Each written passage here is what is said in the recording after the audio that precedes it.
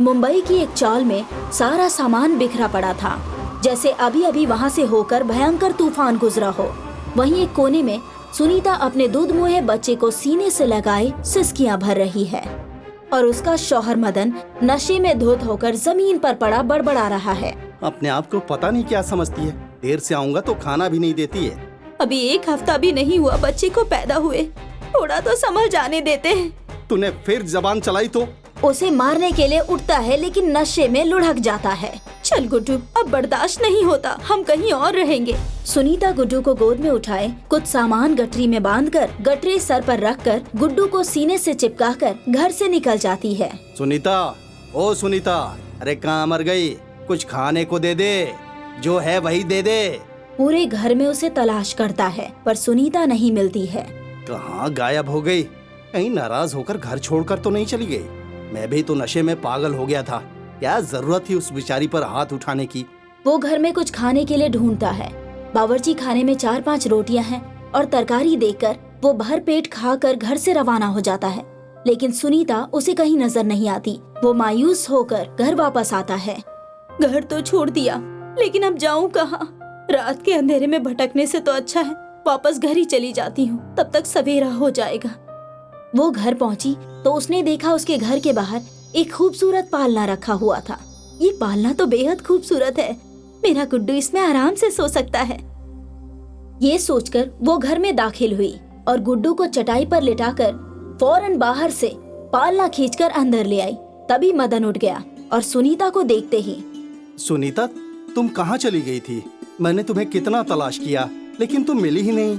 सोचा तो यही था कि रोज रोज लात मुक्के खाने से बेहतर है कि खुद को और गुड्डू को खत्म कर दूं, लेकिन मासूम गुड्डू का चेहरा देखकर दिल पिघल गया। अरे पगली, तुम क्यों गई? मैंने जानबूझकर ऐसा थोड़े ही किया था। वो तो कल एक दोस्त के घर बैठा हुआ था, इसलिए उसने थोड़ी बहुत पिला दी थी। क्या सारे मर्द अपनी बीवियों को इसी तरह पीटते हैं? आपको ये ख्याल नहीं आया कि 1 हफ्ते पहले ही गुड्डू पैदा हुआ है? अरे मैं रोज थोड़ी ही पीता हूँ। अच्छा चल, मुझे माफ कर दे। ले, मैं कान पकड़कर माफी मांगता हूँ। अब तो माफ कर दे, अब कभी तुझे हाथ भी नहीं लगाऊंगा। अच्छा छोड़ो, मैं गुड्डू को सुलाकर खाना बनाती हूँ। आप नहा धोकर तैयार हो जाइए। काम पर नहीं जाएंगे क्या? नहीं, आज काम पर जाने का दिल नहीं है। जरा ये पालना सही जगह पर रखवा दीजिए। ये कहाँ से लाई? इतना खूबसूरत पालना? मालूम नहीं, घर के बाहर रखा हुआ था, मैं अंदर ले आई। दोनों मिलकर पालने को कोठरी के कोने में रख देते हैं। सुनीता उस पर अपनी पुरानी साड़ी तह करके बिछा देती है और गुड्डू को पालने में सुला देती है और गुड्डू से कहती है, हमारे नसीब में तो एक खाट भी नहीं है और ये जनाब अमीर बच्चों की तरह पालने में सोए हैं। तभी उनके घर में एक आवाज होती है और पलंग बिछ जाती है। अरे ये कहाँ से आ गया? इस पर तो आरामदेह गद्दा और तकिया भी है। बैठकर देखो कितना नरम है। इतने छोटे से घर में पलंग बिछ जाने के बाद तो जगह ही नहीं बची। बड़ा सा घर होता तो कितना बेहतर होता।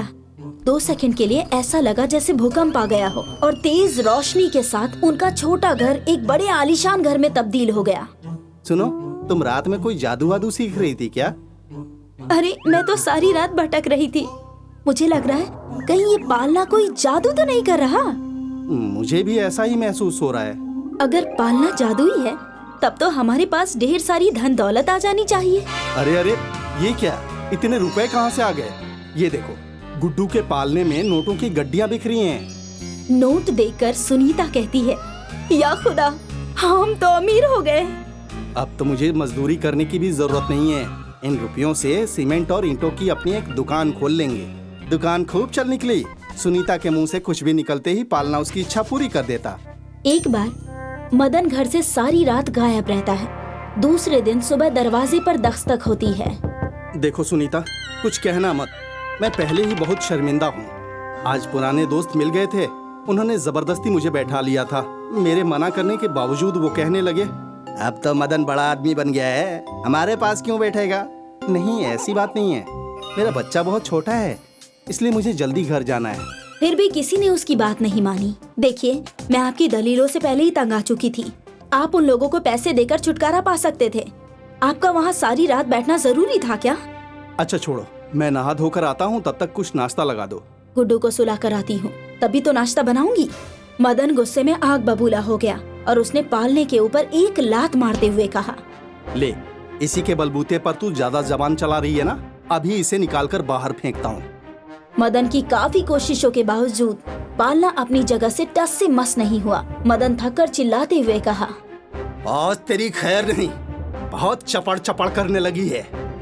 अचानक उसके हाथों को झटका लगा, जैसे किसी पोशीदा ताकत ने उसका हाथ मरोड़ दिया हो और दर्द से वो छटपटा उठा। सुनीता, इससे कहो कि मेरा हाथ छोड़ दे। मैं समझ गया, ये पालना तुझे मेरे जैसे नीच इंसान से महफूज रखने के लिए आया है। मैं मर जाऊंगा, बस एक बार माफ कर दे मुझे। मैं क्या करूं इसमें? जैसा करोगे वैसा ही भरोगे। सुनीता, माफ कर दो, तुम्हें गुड्डू की कसम, आइंदा कभी ऐसा नहीं होगा। मदन, ये आखिरी बार है, कहे देती हूँ।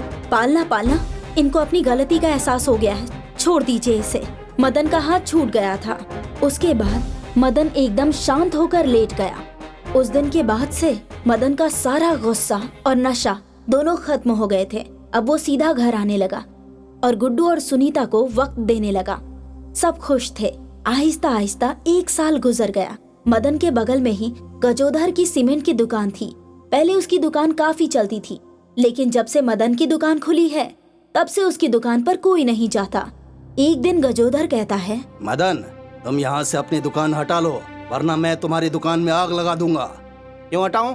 मैंने इस दुकान में पैसे लगाए हैं। ठीक है, सीधी उंगली से घी ना निकले तो उंगली टेढ़ी करनी आती है मुझे। वो धमकी देकर चला गया। मदन जब दुकान बंद करके वापस आया तो बहुत फिक्रमंद था। क्या हुआ? आपका चेहरा क्यों उतरा है? मदन ने सुनीता को सारी बात तफसील से बताई। गजोधर उसके पीछे पीछे आकर उसके घर के बाहर खिड़की के पास सारी बातें सुन रहा था। अगर वाकई में उसने गुस्से में आकर आग लगा दी तो हम तो बर्बाद हो जाएंगे। कितना रुपया लगाकर दुकान खोली थी। आप फिक्र मत कीजिए, कोई जरूरत नहीं उस गजोधर से डरने की। हमारा जादुई पालना है ना, वो कुछ नहीं होने देगा। ये औरत किसी जादुई पालने की बात कर रही है, जरा देखूं तो सही। वो पंजों के बल खड़ा होकर उसके घर में झांक रहा है और वो खूबसूरत पालना देखकर वो हैरान हो जाता है। वो वहाँ से वापस लौट आता है, लेकिन वो पालना उसकी आंखों में बस चुका था। दूसरे दिन वो मदन की दुकान पर जाकर, अब तक तो तुमने दुकान बंद करने के बारे में सोच लिया होगा। मैं दुकान बंद नहीं कर सकता, तुम्हें जो करना है कर लो। ठीक है, बाद में मुझे कुछ मत कहना। उसने दिल ही दिल में एक मंसूबा तैयार कर लिया और उसने उसके घर एक आदमी को भेज दिया। उस आदमी ने सुनीता के घर का दरवाजा खटखटाया। आपकी दुकान में आग लग गई है, जल्दी चलिए। अब आएगा मजा। चलो, अब जल्दी से इसके घर से वो पालना निकाल लो। उसने पालना निकालकर अपनी गाड़ी में रखवा दिया और घर आकर एक कोने में रख दिया। फिर दुकान पर पहुंच गया। सुनीता जब दुकान पर पहुंची तो वहाँ सब कुछ ठीक था। मदन उसे देखते ही, अरे तुम यहाँ, सब खैरियत तो है? मुझे शायद किसी ने बेवकूफ बनाया है। उसने मदन को सारी बात तफसील से बताई। उसने बिना देर किए वापस घर पहुंची तो पालना घर से गायब हो चुका था। सुनीता सिर पकड़कर बैठ गई और रोने लगी। गजोधर जब अपनी दुकान बंद करके घर पहुंचा तो पालने से, जादुई पालने, चल दिखा अपना जादू, मुझे बहुत सारे रुपए दे दे। तभी पालने से एक मोटा डंडा निकलकर गजोधर की धुनाई करने लगा। उसकी मार से गजोधर चिल्ला रहा था, लेकिन उसकी आवाज किसी को सुनाई नहीं दे रही थी। जब मार खाकर वो अधमरा होकर गिर पड़ा तब पालना अपने आप चलते चलते सुनीता के घर में दाखिल हो गया। अरे, गुड्डू का जादुई पालना आ गया वापस। कहाँ चले गए थे तुम? मुझे ख्याल आया कि जैसे तुम्हें कोई उठाकर ले गया हो। उसने गुड्डू को पालने में सुला दिया। मदन आया तो उसने कहा, आपको पता है, मैं जब घर पहुंची तो पालना कोई उठा ले गया था, लेकिन ये खुद ब खुद वापस आ गया। मदन की दुकान पर गजोधर का एक नौकर जो कभी कभी उसके पास आता जाता था, उसने आकर इत्तला दी। मदन भाई, बड़ी हैरानी की बात है, गजोधर भाई एक पालना खरीद कर लाए थे। उससे उन्होंने कुछ कहा, तभी पालने से एक डंडा निकला और उनकी धुनाई कर दी। वो अस्पताल में भर्ती हैं। मदन घर वापस आया तो उसने कहा, मैं जानता हूँ, वो पालना गजोधर ही लेकर गया था।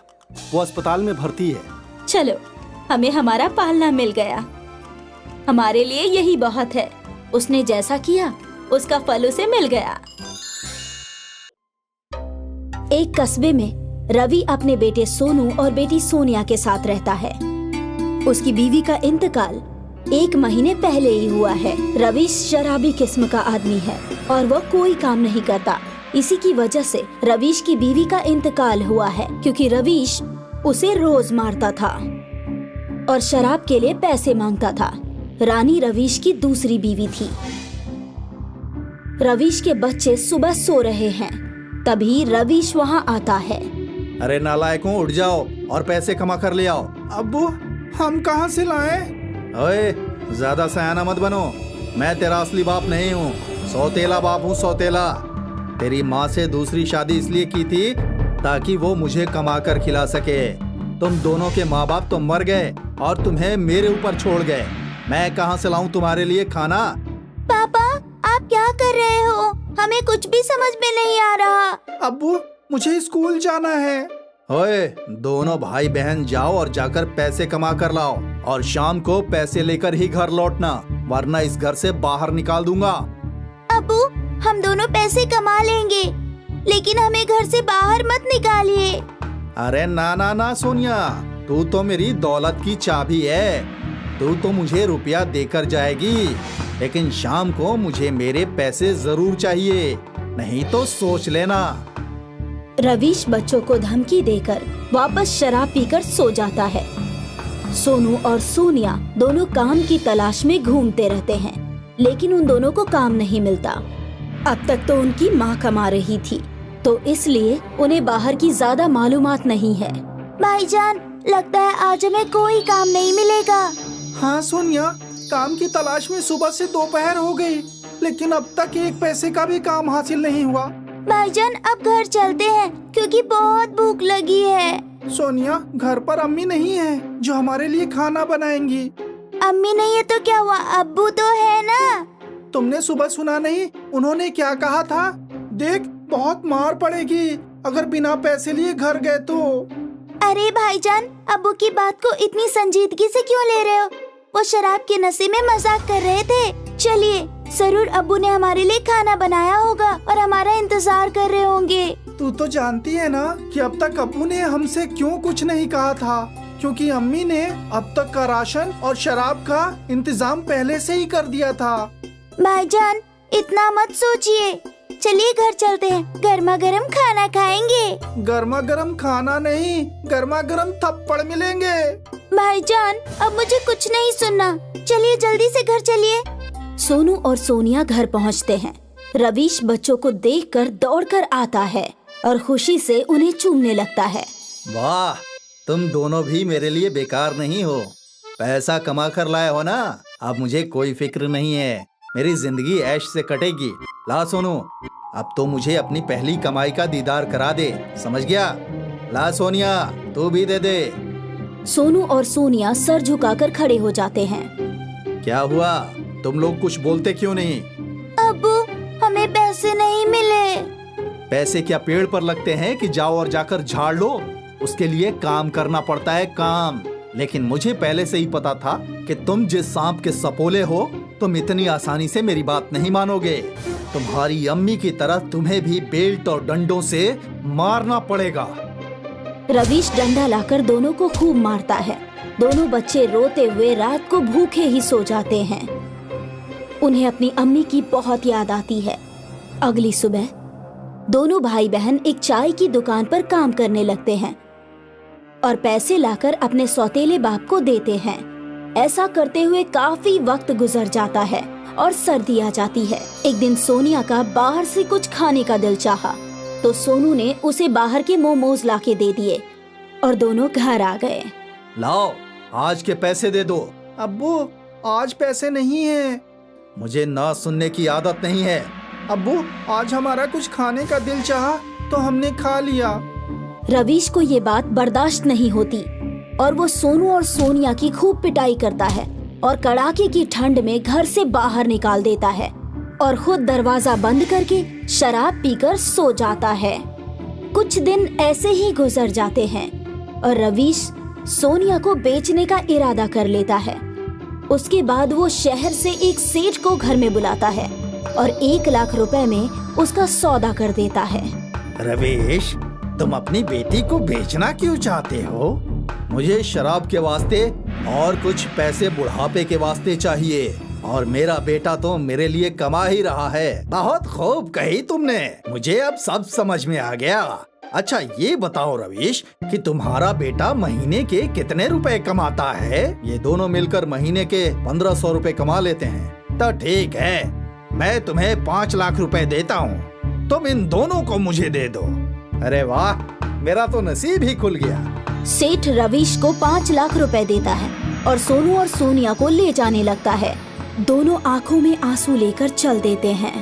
बच्चों डरो मत, मैं एक बहुत बड़ा कारोबारी हूँ और मेरे पास बेइंतहा दौलत है। मेरी एक बहुत बड़ी कंपनी है, लेकिन मेरे पास बच्चे नहीं हैं। आज से तुम दोनों मेरे बच्चे हो। सोनू और सोनिया ये सुनकर बहुत खुश होते हैं। सेठ उन्हें अपने घर ले जाता है और अच्छे स्कूल में पढ़ाता है। फिर सोनू और सोनिया अरबों के मालिक बन जाते हैं। सेठ उन्हें बहुत प्यार करता है।